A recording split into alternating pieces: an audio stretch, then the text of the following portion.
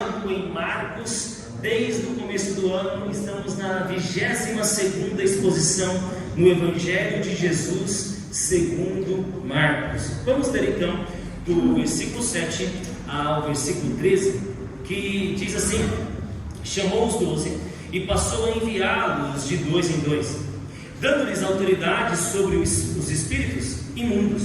Ordenou-lhes que não levassem nada para o caminho, exceto um bordão, nem pão, nem sacola, nem dinheiro, que fossem calçados de sandálias e não usassem suas túnicas, e recomendando-lhes: quando vocês entrarem numa casa, fiquem ali até saírem daquele lugar. Se em algum lugar não quiserem recebê-los, nem ouvi-los, ao saírem dali, sacudam o pó dos pés e em testemunho contra eles. Então, saindo eles, pregavam ao povo que se arrependesse, expulsavam muitos demônios e curavam numerosos enfermos, ungindo-os com óleo. Oremos. Senhor Deus, obrigado por termos a oportunidade de ler a Tua Palavra.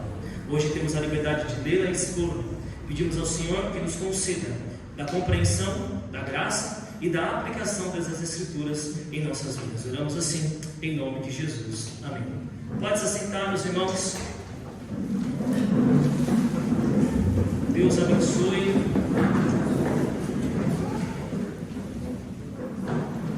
Isso.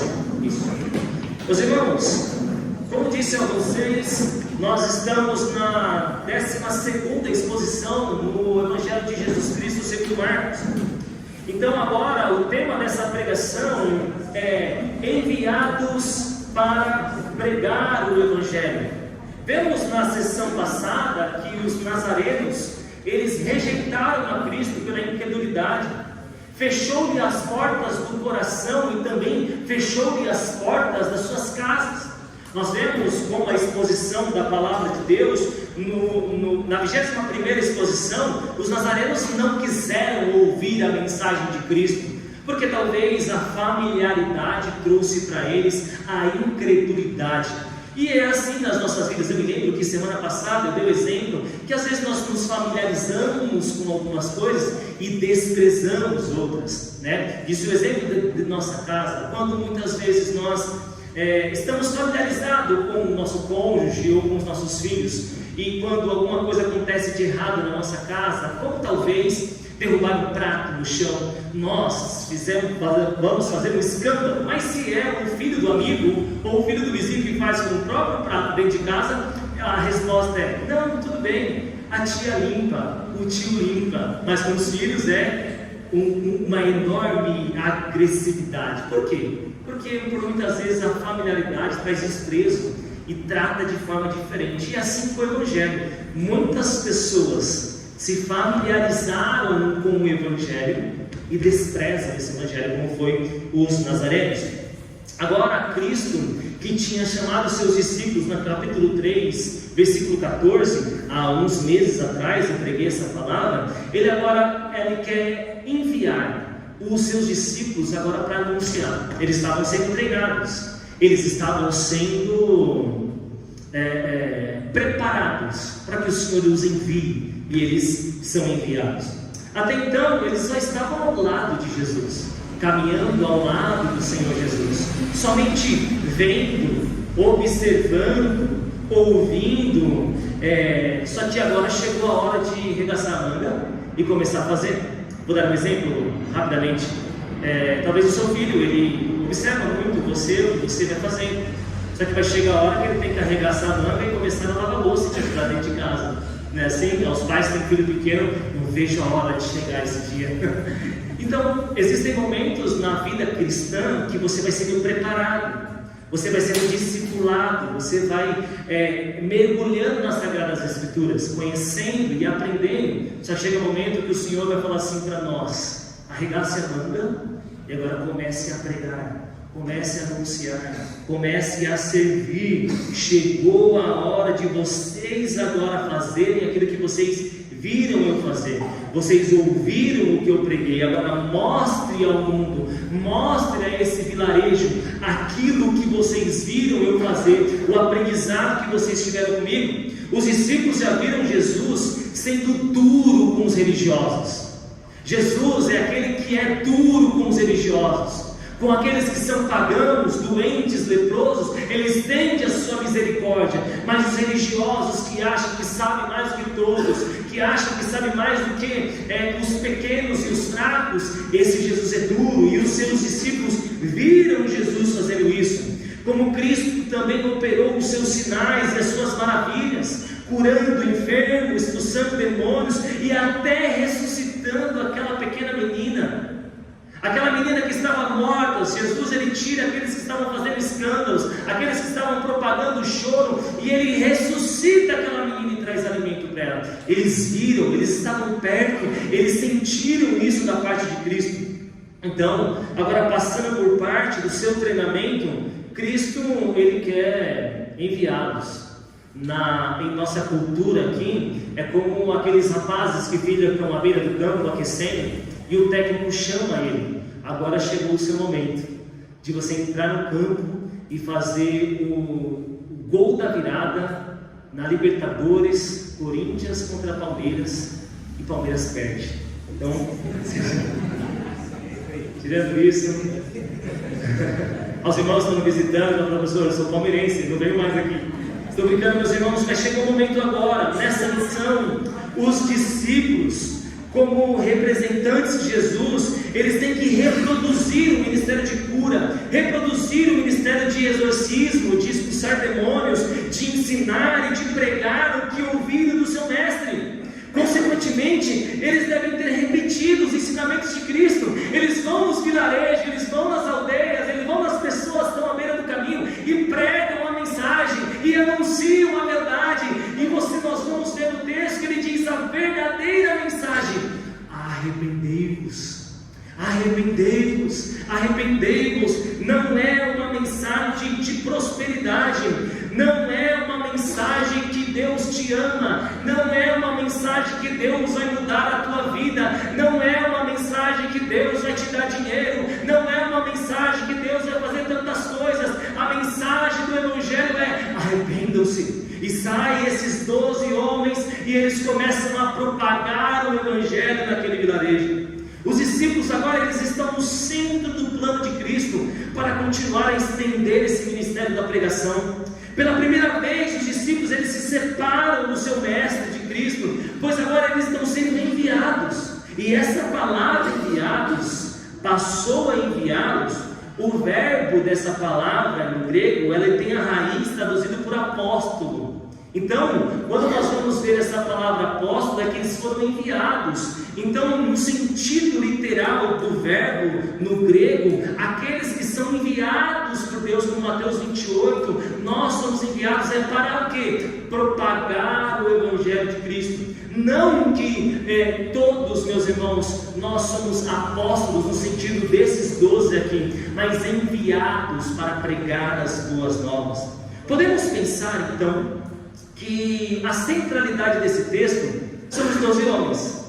Podemos olhar e falar: nossa, como Deus usou esses 12 homens. Esses 12 homens são extraordinários. Esses 12 homens são homens de Deus. Esses 12 homens são homens que o Senhor viu neles tamanha graça, poder, oratória, entendimento, sabedoria. Mas não, eu não consigo olhar para esse texto e olhar para os 12 homens. Eu consigo olhar para esses 12 homens como homens de pequena fé, claro que maior que a minha. Aqueles homens que, quando viram a turbulência no meio do mar da Galileia, eles se desesperam. E o Senhor nos chama de homens de pequena fé. Nós vemos homens aqui que têm medo de muitas coisas, que estão no treinamento. Então a centralidade desse texto, dessa perícope, dessa parte do versículo bíblico, não são os 12 homens. É porque o Senhor deu a sua autoridade a 12 homens que não eram PhD, que não eram estudados. É porque Cristo escolhe os que não são para confundir os que são. É porque Cristo escolhe quem Ele quer. É porque Cristo, Ele capacita quem Ele quer. Não é o melhor pregador. Hoje, meus irmãos, temos um problema muito sério na igreja evangélica. Aquela pessoa que se veste bem, Aquela pessoa que tem boa oratória, aquela pessoa que tem presença de palco, as pessoas olham para ela e falam assim: esse é um pastor profícuo, tem uma vocação, tem um chamado. E muitas vezes não, sem vida de piedade, sem vida de amar o próximo, sem vida de conduta do cristianismo, não existe vocação pastoral. Você pode facilmente sair daqui e fazer aula sobre oratória, de presença de palco, de pronunciamento de palavras, e ser um bom palestrante, mas um péssimo pastor. E você pode ser uma pessoa simples e ser um excelente pastor, um excelente pregador do Evangelho, um homem que testemunha, uma mulher que dá testemunho da glória de Cristo. Então, por que o Senhor os escolheu, os capacitou? Porque Ele quis. A fé reformada, ela tem uma resposta básica para algumas coisas da palavra de Deus. Por que isso acontece? Por que aquilo acontece? Ou por que isso não acontece? Porque Deus quis. Porque Deus permitiu. Porque Ele é soberano. E nós nos deleitamos na soberania de Deus. Por isso que Deus não quer apenas que nós aprendamos algumas coisas, mas que nós sejamos capacitados por Ele para pregar o Evangelho. E olhando para o texto, nós vamos ver no versículo, acompanhe comigo com a sua Bíblia aberta: chamou os 12 e passou a enviá-los de 2 em 2, dando-lhes autoridade sobre os espíritos imundos. As duplas, elas vão ser nomeadas em Mateus capítulo 10, do versículo 2 ao 4. O Senhor separou as duplas ali para irem de 2 em 2. Aí eu pergunto para o texto e para a igreja: qual o motivo para enviar esses de 2 em 2? Porque se ele separasse de 1 em 1, eles atingiriam mais lugares. Talvez o primeiro princípio é do Vétero Testamentário, de Deuteronômio capítulo 17, versículo 6, que nos ensina assim: por depoimento de 2 ou 3 testemunhas, será morto o que houver de morrer. Por depoimento de uma só testemunha, não morrerá. O que esse texto no Velho Testamento nos ensina? Se alguém fosse sozinho testemunhar contra uma pessoa, não tinha valor, não tinha peso para o juiz julgar, para aquela pessoa ser morta, apedrejada por um roubo, por um adultério. O que tinha que ter? Testemunhas de 2 ou 3 pessoas. Por quê? Porque é fácil você mentir para você mesmo, não é? Então nós vamos ver, meus irmãos, que a Bíblia é um livro que nos ensina a ter uma conduta reta. Não adianta alguém chegar para o outro e dar testemunho de si mesmo. Eu fiz, eu aconteci, eu. Tem outra testemunha? Não. Então, tome muito cuidado a esse respeito. Não que não possa realmente ter acontecido, mas é melhor para você julgar uma causa ter 2 ou 3 testemunhas. Pode ser por isso que o Senhor os enviou, mas também pode ser por outro motivo, pela proteção mútua um do outro, pela ajuda na pregação, pelo apoio moral um do outro, pelo companheirismo, pela união. Andar em união é um princípio bíblico. Não há motivos para o cristão andar isolado. Não há um motivo, meus irmãos, de o cristão andar afastado dos outros. Todo cristão que anda isolado está em pecado de orgulho. Eu falo isso conciso e certeza de convicção no meu coração e perante as Sagradas Escrituras. Você não vai ver o povo de Deus andando sozinho. Então, a pessoa que se isola e quer andar sozinho, ele está em seu próprio orgulho, com as suas próprias crenças, com as suas próprias convicções, e não tem ninguém ali para falar e conversar com ela. É uma grande mentira quando dizem que a caminhada cristã, ou um líder cristão, um pastor, ele tem que ser uma caminhada sozinha. Eu já vi muitos pastores dizendo assim: a caminhada cristã, a caminhada do pastor é uma caminhada isolada, é uma caminhada triste, é uma caminhada sozinho. Eu não concordo com esse tipo de pensamento. Eu tenho amigos nessa igreja, eu tenho amigos pastores, onde eu posso conversar. Eu não posso, no meu isolamento, no meu orgulho, dizer: a minha vida é mais sofrida do que a sua. Ai, como eu sofro por ser pastor. Com miserabilismo, a pessoa, com miseração, a pessoa, ela se autoflagela. Que isso? Eu tenho amigos na jornada cristã, eu tenho famílias na jornada cristã, que eu sei que intercedem e oram por mim.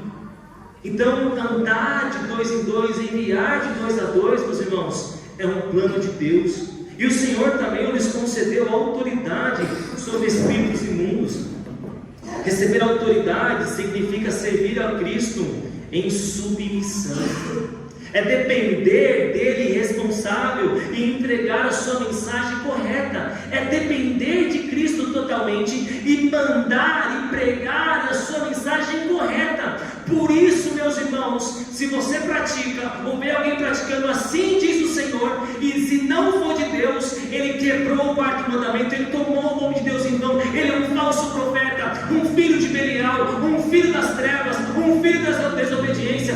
Por isso que nós não vamos concordar com aqueles que ficam dizendo para cima e para baixo, assim diz o Senhor, e começam a inventar das suas cabeças profecias e tantas outras coisas. Porque nós não tomamos o nome do nosso Deus em vão, não falamos o nome do nosso Deus em vão, não jogamos ele por os nossos próprios pensamentos.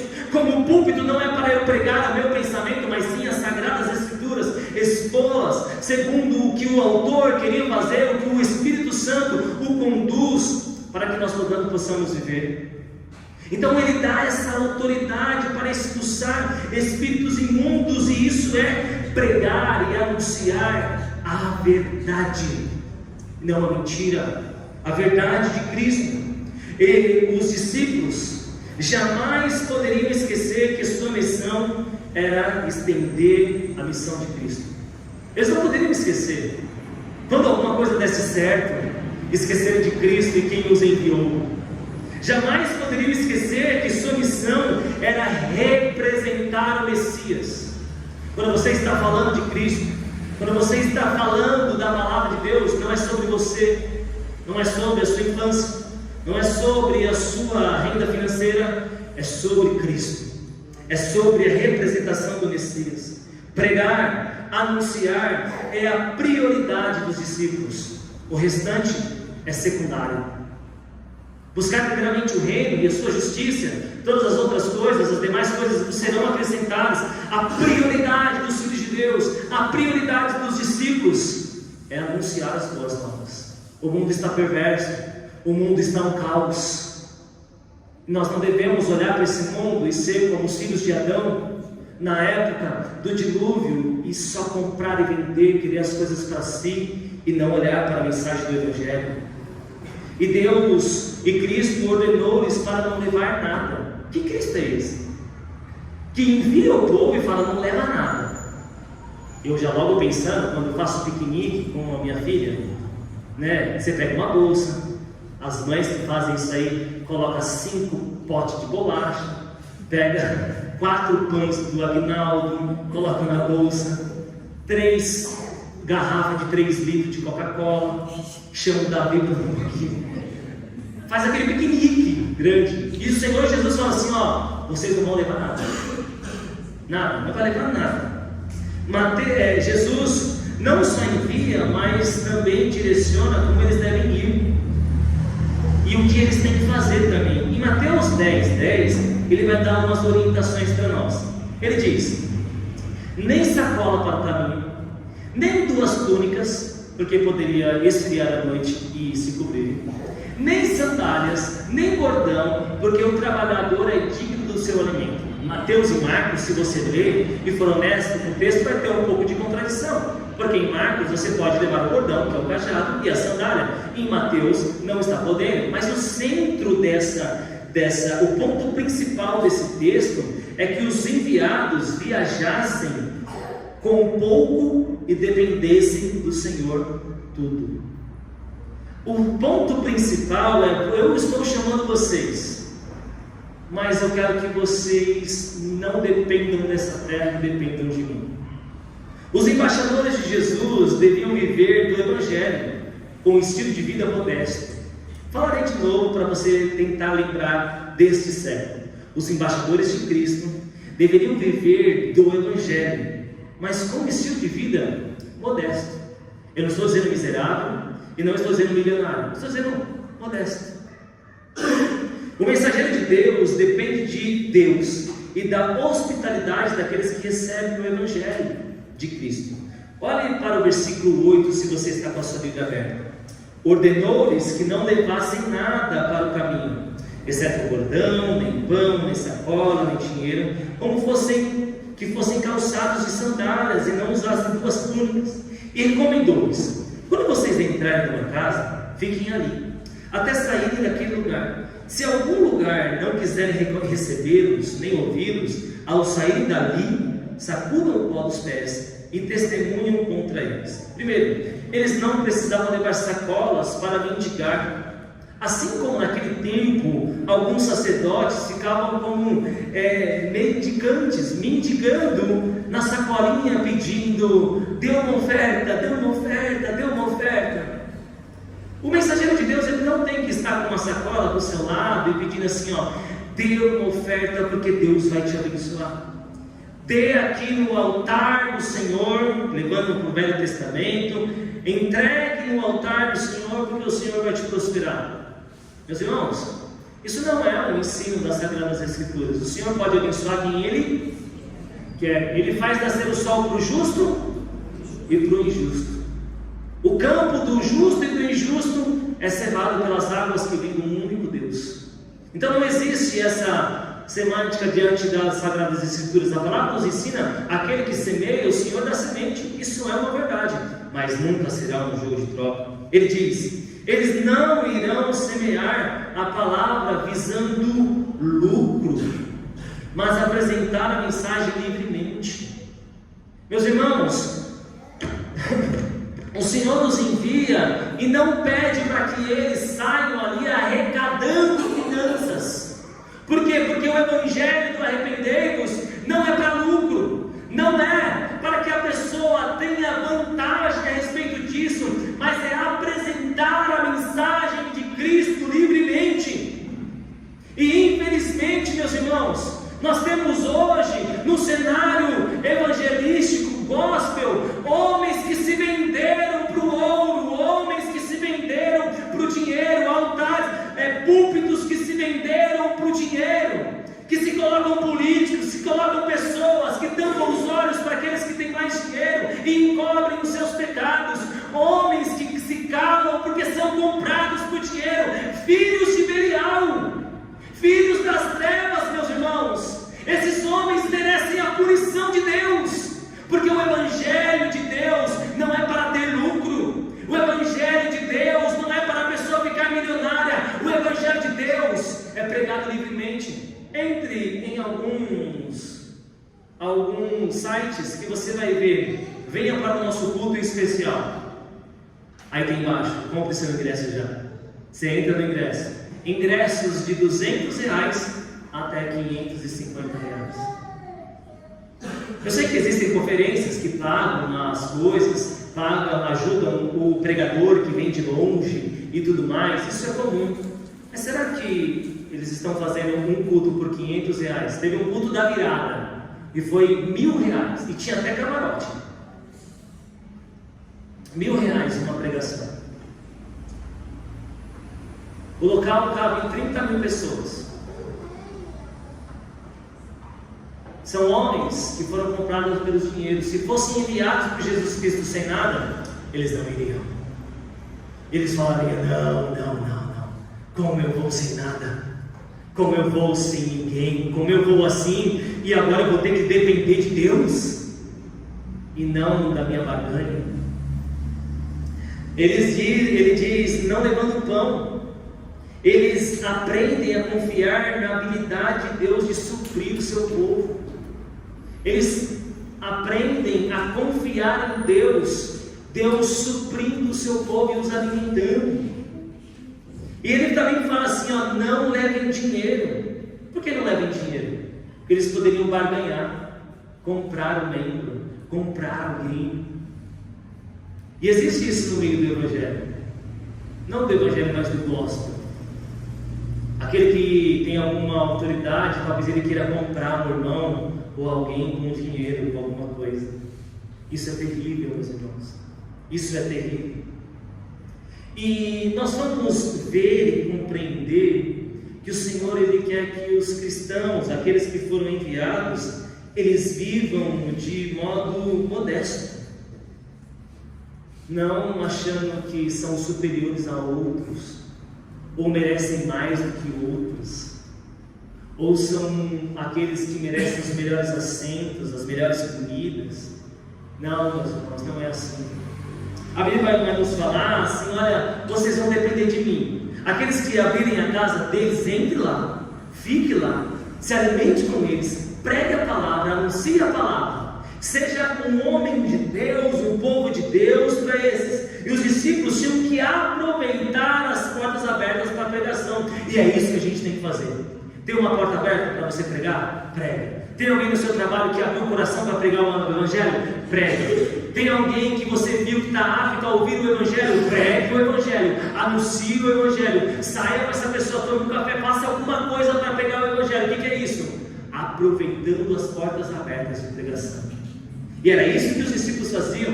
Aqueles que abriram o coração e a sua casa, ali recebiam seus discípulos, supriam os seus discípulos, e os discípulos eram supridos através de Deus e com esses irmãos que abriram as suas casas. Eles dependiam do Senhor e da hospitalidade daqueles irmãos que abriram as suas casas. Mas aqueles que não abriram o coração e também não abriram a sua casa, os discípulos não permaneceriam, mano.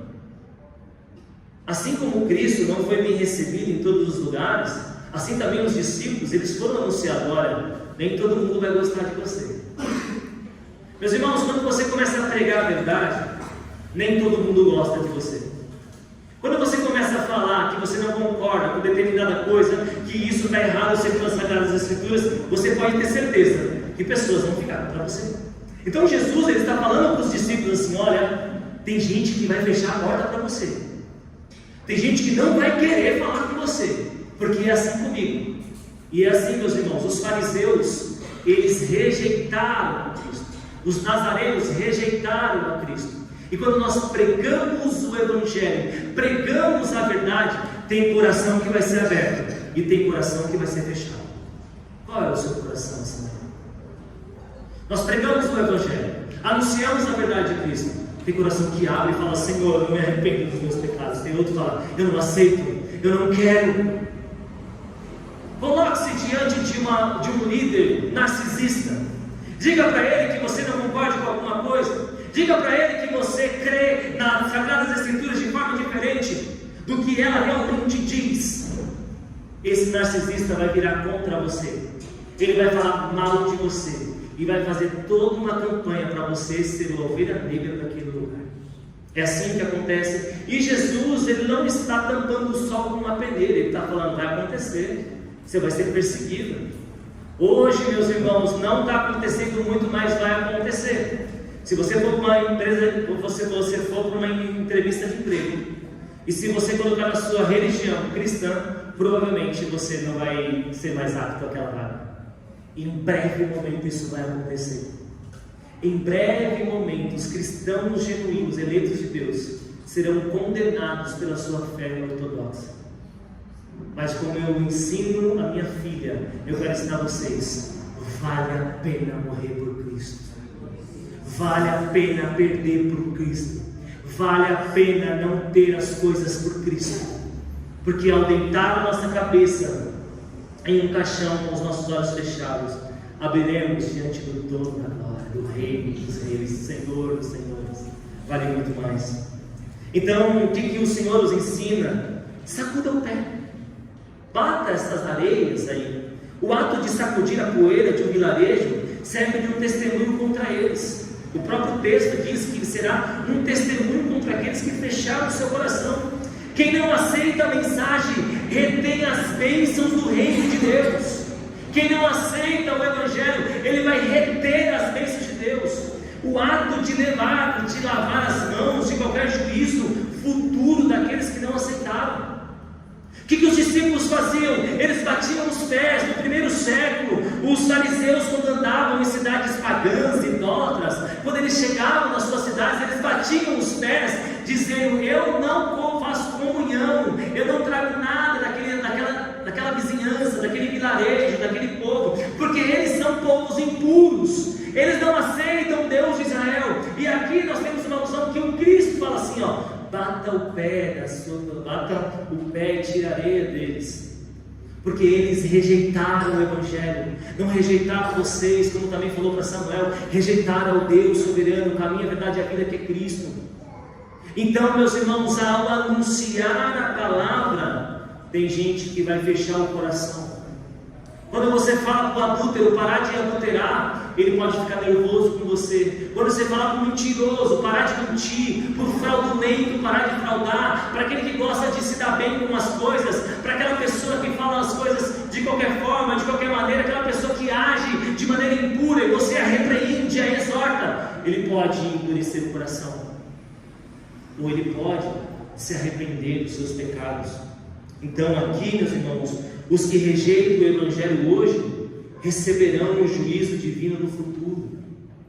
Pergunto a todos os amados: quando nós aceitamos o Evangelho de Cristo, quando nós obedecemos o Evangelho de Cristo, temos as ricas bênçãos do Senhor, mas quando a rejeitamos, o que nos espera é o juízo eterno. Não há outro caminho, ou é ricas bênçãos, ou juízo eterno. Eu coloco, pois, então, diante de vós a bênção e a maldição, como Deuteronômio nos ensina. Escolhe, pois, a bênção. Por isso que no versículo 12, a pregação não é uma pregação de otimismo. Não é uma pregação dizendo, vai dar certo. Não é, os discípulos não chegaram um tocando violão. Você é o tesouro que reflete a imagem. Não, eles não chegaram assim.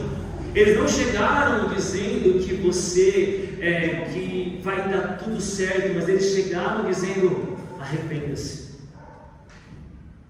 Pensa você, chegando no vilarejo, anuncia o Evangelho, explica o Evangelho para esse vilarejo, mostra de Gênesis até o Novo Testamento para esse vilarejo e fala, a principal mensagem que eu tenho para vocês é arrependam-se dos seus pecados. Você vai ver o evangelismo hoje nos faróis com uma bandeira grande dizendo, Jesus te ama. Aí aquela pessoa que acabou de roubar, aquela pessoa que acabou de adulterar, aquela pessoa que acabou de bater na sua esposa em casa, ela olha para aquela mensagem e fala, Senhor, eu sei que o Senhor me ama. Mentira. Essa frase de o Senhor ama, odeia o pecado e ama o pecador é fraudulenta. Ele se opõe contra o pecador. Ele se opõe contra aqueles que praticam a iniquidade.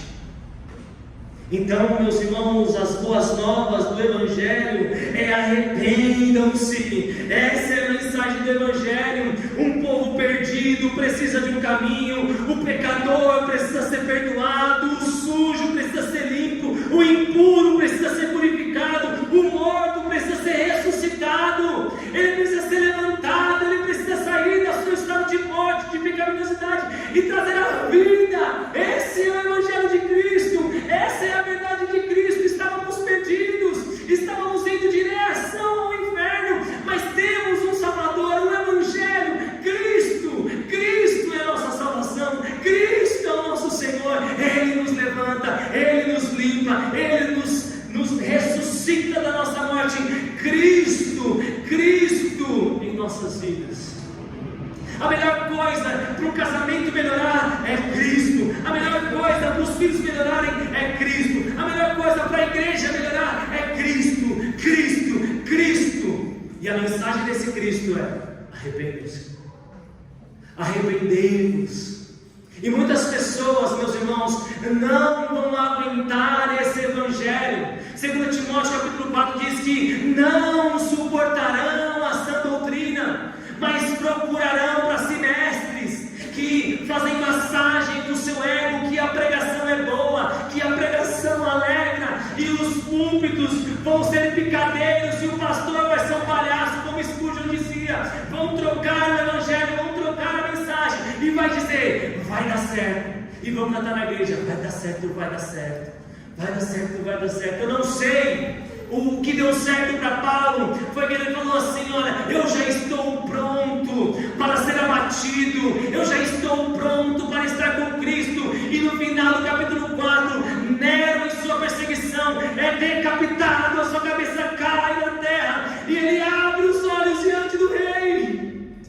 Alguém poderia olhar para Paulo que não teve carro, não teve casa, não teve carroça, não teve casa na praia, não teve isso, aquilo, dizendo: que evangelho é esse? É o evangelho puro.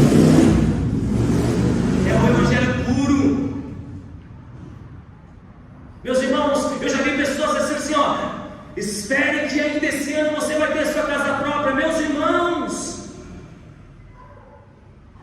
deixa eu falar algo para você. Você tendo a sua casa própria ou não, o mais importante é ter Cristo, é ter um lugar no céu, meus irmãos. Se você vai trocar de carro, ou se você não vai trocar de carro, meus irmãos, que você tenha a vida em Cristo.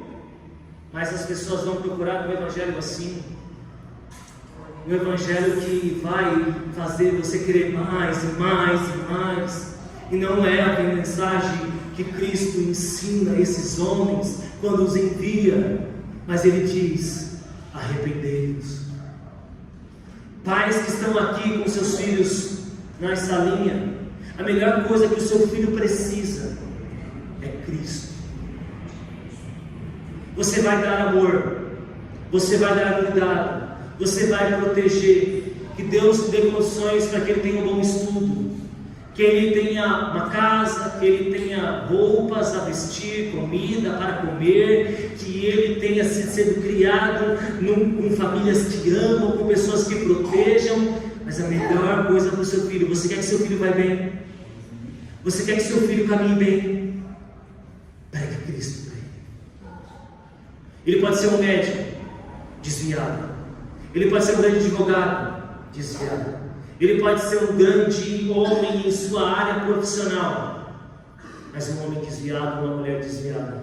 A melhor coisa que um pai pode fazer diante do seu filho é pregar o evangelho, porque o restante, meus irmãos, é básico: dar amor, dar carinho, proteção, fazer de tudo, tentar um estudo para ele. Isso é o básico que os pais devem fazer. Mas, meus irmãos, preguem Cristo. Preguem Cristo. Orem um dia diante dos filhos de vocês e diga para ele: arrependa-se do seu pecado diante de Deus. Arrependam-se, para que eles possam ter essa experiência de ser purificados por Cristo. Estávamos perdidos, longe de Deus, mas somente Cristo é o caminho, somente Cristo é a verdade, somente Cristo é a vida. Meus irmãos, uma observação que eu quero trazer para vocês é que os 12 apóstolos, eles não tinham a responsabilidade de convencer ninguém.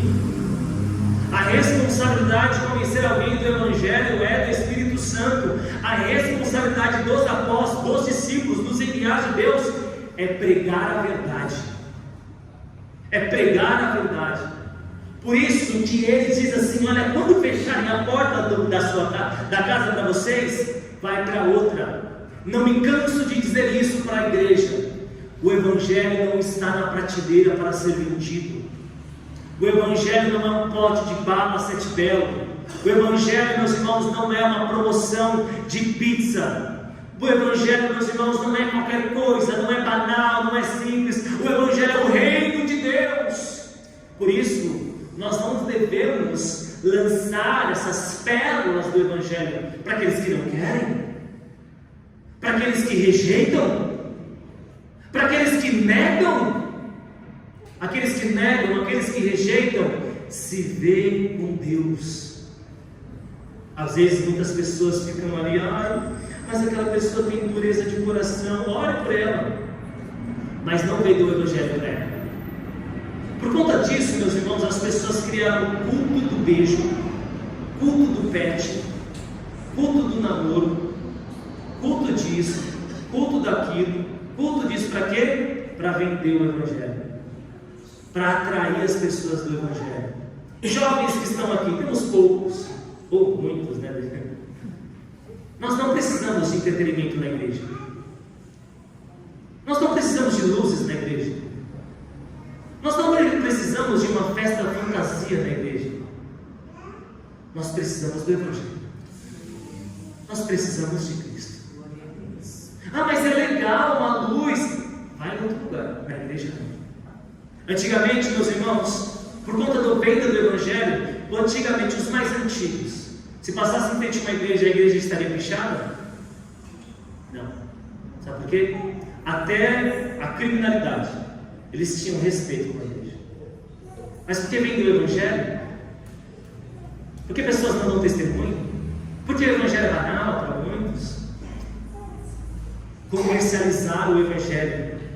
E por último, acabando, o versículo 13, ele diz assim: expulsavam muitos demônios e curavam numerosos enfermos, ungindo-os com óleo. Agora os discípulos estavam expulsando demônios. Há 3 cultos atrás, nós vimos um endemoniado chegando na sinagoga e gritando, e Jesus o repreende, o expulsa o espírito maligno, e todos ficavam maravilhados. Imagina um olhando para o outro e falando: nós vimos esse homem endemoniado, há poucos cultos atrás vimos um endemoniado gadareno, e ele estava cheio de legiões, o Senhor expulsa aqueles demônios dele, e todos ficam maravilhados. Agora é os próprios discípulos que estão expulsando. Por quê? O nome deles? Não, o nome de Cristo, pela autoridade que há em Cristo Jesus. Não por eles mesmos, mas porque Cristo tinha dado autoridade para eles fazerem esse grande feito. Assim como Mateus capítulo 28, nós, os eleitos de Deus, o povo eleito de Deus, também é enviado para pregar o Evangelho, para pisar na cabeça de serpentes e escorpiões, para com a autoridade que há no nome de Cristo, repreender e expulsar espíritos imundos e curar enfermos. Meus irmãos, não existe uma pessoa que tenha unção de cura. Isso é uma mentira. Já viu essas pessoas que dizem: aquele irmão, aquele profeta, aquele pastor tem a unção de cura? E na pandemia eles foram para onde?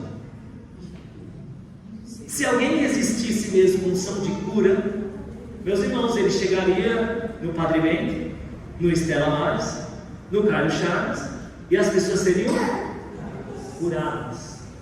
Não existe ninguém com dom de cura. Isso cessou nos apóstolos. Não quer dizer que Deus não cura hoje. Deus cura. Deus opera milagre. Deus faz as obras. Deus faz as coisas. Mas ninguém tem o dom de cura. Porque se tivesse, você poderia ter certeza que essa pessoa ia ganhar muito dinheiro e ia fazer atrocidades. Como nada é novo debaixo do sol, tem um filho de Belial chamado João de Deus. Não sei se vocês se lembram. Que dizia-se que tinha o dom da cura, que fazia atrocidades e era milionário. Ninguém tem isso. Ninguém toma a glória de Deus. Quando alguém outorgar para si que tem o dom de cura, fuja. É falso profeta. Podemos então, no nome de Jesus, expulsar demônios. Não é pela nossa própria força, não é pelo tom de voz, não é por pegar a pessoa forte. Existem pessoas que estão endemoniadas. Talvez você pode até ter pensado em alguém agora. Talvez a outra pessoa pensou em você também. Existem pessoas que não é pelo tom da voz, não é se você puxar o ar, ou se você gritar, é na autoridade que há no nome de Jesus. É Jesus Cristo, e não o meu poder. Vamos ver então, meus irmãos, aqui uma expressão que eles ungiam as pessoas com óleo. Nós vamos ver essa expressão também em Tiago capítulo 5, 14. Porém, essa expressão, ela não vai conduzir ao pensamento católico, onde leva a extrema unção que envolve o perdão dos pecados. Vai o padre no hospital e outorga sobre aquele paciente, sobre aquele enfermo, a extrema unção, que é o perdão dos pecados, e aquela pessoa se vai. Não é isso. Também nós não vamos ver Jesus ungindo ninguém.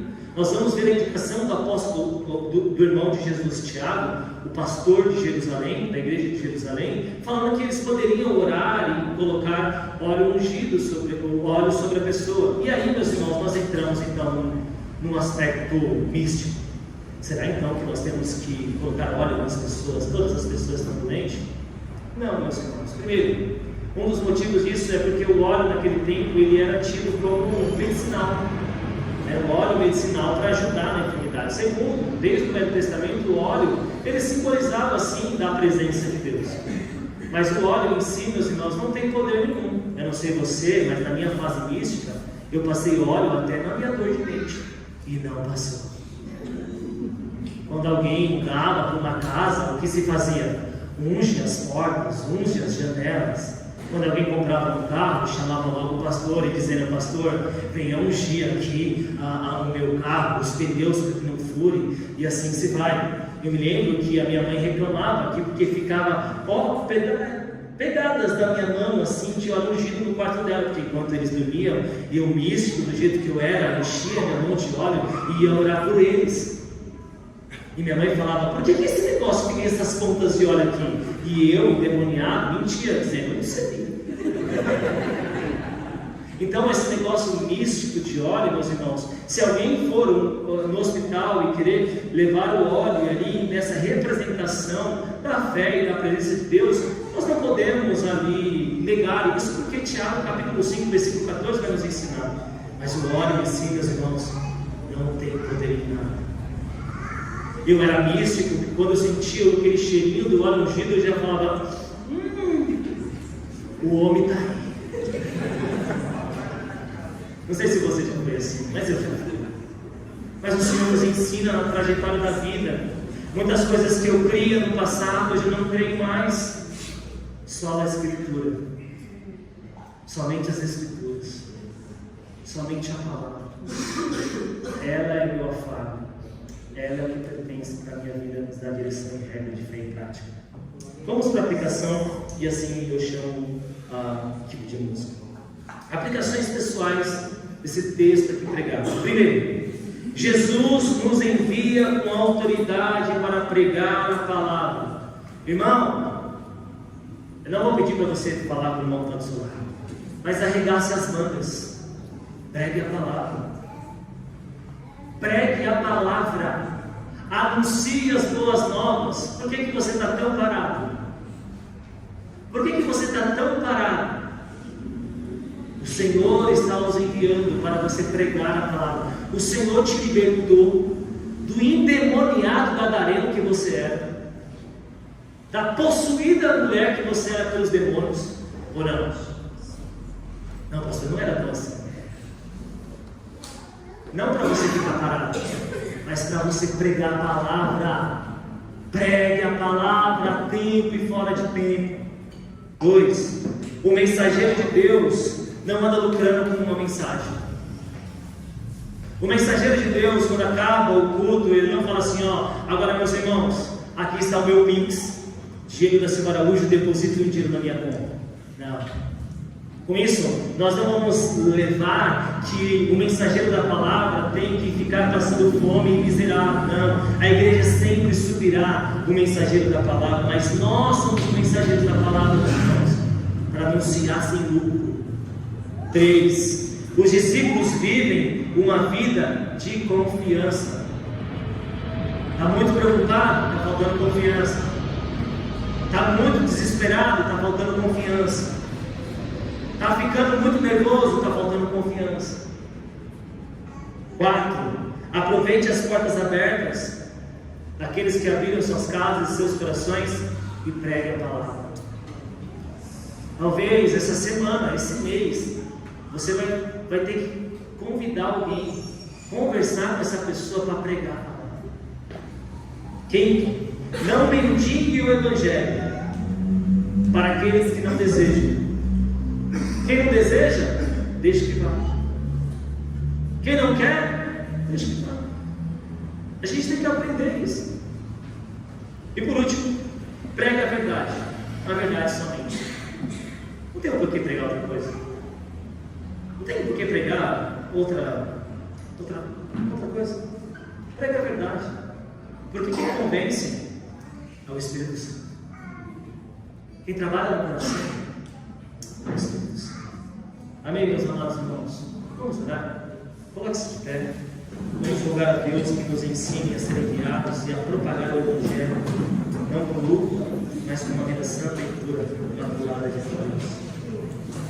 Quantos irmãos vão cantando, tocando? Eu convido a igreja toda a fechar os seus olhos.